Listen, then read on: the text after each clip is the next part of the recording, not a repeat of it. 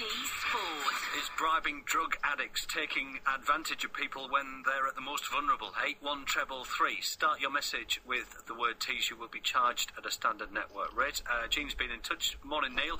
On drug addict John down in Leicester agreeing to sterilisation in exchange for 200 quid. Jean from Martin thinks that that very soon he will regret what he's done, says Jean. Well, he already said he was actually going to have the snip anyway. He's just probably taken the cash payment out of it, hasn't he? Yeah, it probably has. I mean, it's his decision that he's made on that, isn't it? So if he got 200 quid, I think, well, I'm going to get it done, get £200, so he's £200 better off. Yep, he's become the first British man, this gentleman down in Leicester, to be paid by a controversial American charity to have a vasectomy. He's 38 years old. He's named only as John. He received £200 from Project Prevention. Now, the charity's founder is Barbara Harris from North Carolina, who believes drug addicts should not have children. She came to that view after adopting 4 children born to a crack addict. The birth mother of my children obviously dabbled in most of all drugs and alcohol. She had just literally a baby every year for 8 years. I got very angry about the damage that these drugs do to these children. It broke my heart. I was angry at the mom, and then my anger turned a little bit to where, why do we allow her to do that? Danny Kushlik is from the Transform Drug Policy Foundation, which campaigns for reform, including the legal regulation and the control of drugs. He says Project Prevention's approach is too simplistic. There is a much, much more complex and complicated, sophisticated, nuanced approach needed to deal with a group of people who are already pushed way beyond the norms of society. Let's talk now to Simon Stevens, who's Director of Casework at AddictionsUK. He's in Durham, and we can speak to him this morning on BBC Tees. Good morning to you, Simon. Good morning. Give us your thoughts on what you've just been hearing there. The first thing I'd want to say is that, no one's a write-off. And that's very much what's coming across from this charity from America, that there's nothing we can do, and that is so untrue. Even reluctant clients can be helped with interventions and things. Here at Addictions UK, we have the skills to do that. So what we want to send out is a very positive message. Rather than writing people off and giving them £200 and say, well, effectively disappear into addiction, we want to say, hey, let's put those resources into treatment. Let's get people well. Simon, explain your work too, as on a day-to-day basis, somebody listening to this in Peterlee or Whitby, how does it work?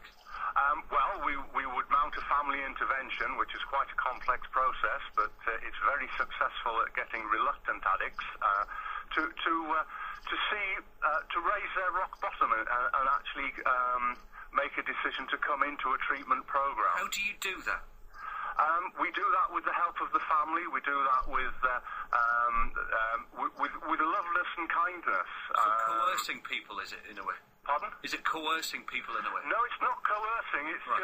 It's just saying this is what's going to happen, but helping it to happen sooner. It's probably the best present a loved one can give to their child if their child is in addiction and things. And how popular does it? Not popular is probably the wrong word, but is the uptake? The uptake in America, where this system has come from, not all bad things come from America, is very strong.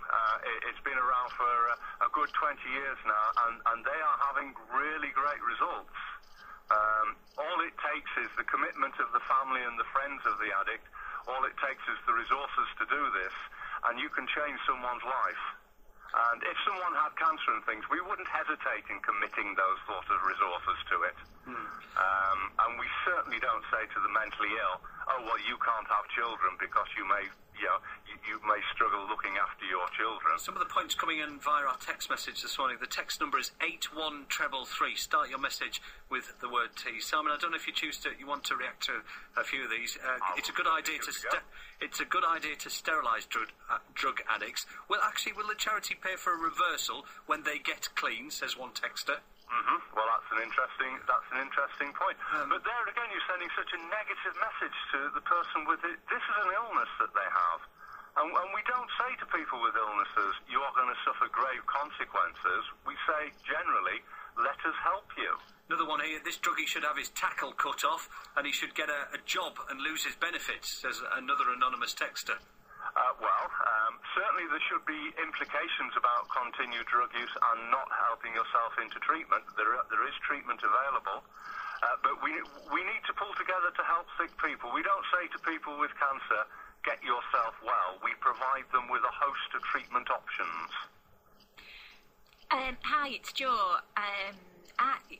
We've talked a lot this morning with regard to the negative side of it, but I suppose that's regarding drugs. But I suppose that's the stories that we hear every day, about the impact on other people and the the effect that it has on everybody. How willing are families and supporters to get behind those that have been long term and are classed as somebody that's really at the last chance? I could respond to that. I could say for so long now family members are being told there's nothing you can do, and we're now learning there is something you can do. You can take a proactive stance in this illness. You can help the addict to realise that treatment is a viable option, and they can indeed regain or actually live a new life drug-free. So we're starting to win the fight then, because I still see that the balance is that drug users are winning and we're not converting that many. Do you see that there is first of all, challenge the notion that it's drug users that are the problem. It's really alcohol users, that socially acceptable drug that we most of us engage in. Well, I don't drink, so I'd struggle with that. I'm really pleased to hear that so many people do drink. It's socially acceptable. But a lot of people struggle with that particular illness. That's the biggie illness. And then after that becomes prescription drug use.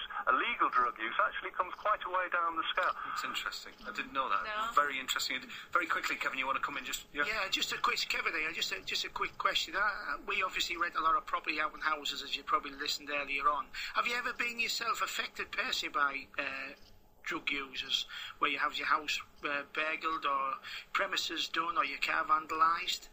I can see where people, so no. Is the answer no, Simon? The answer, have I been affected? I'm a recovering addict myself, so I was affected in that way, but I learnt there was something I could do about it. Yeah. I sympathise with the gentleman, having property damage and things, but there again, giving people vasectomies is not going to save your property.